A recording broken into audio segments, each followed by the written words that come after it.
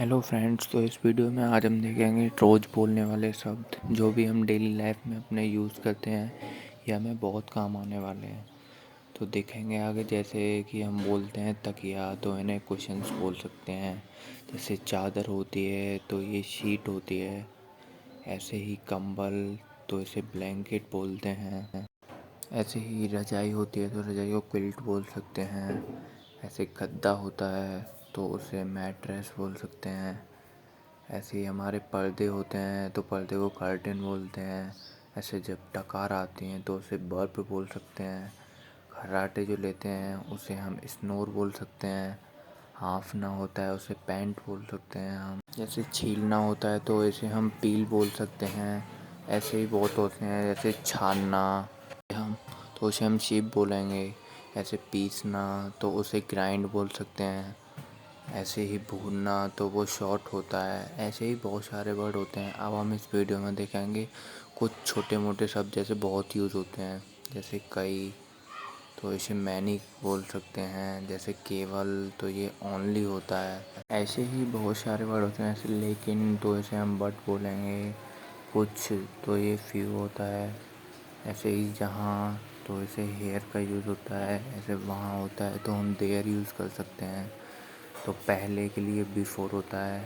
बाद में कोई भी चाहिए तो उसे आफ्टर बोल सकते हैं।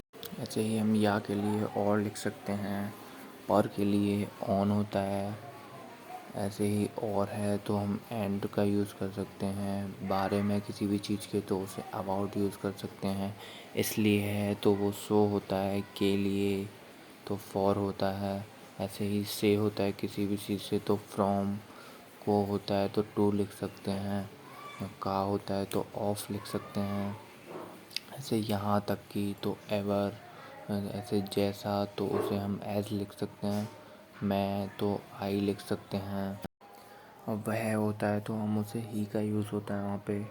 उसके किसी भी चीज़ में होता है तो हिज लिख सकते हैं। की होता है तो डैट लिख सकते हैं हम।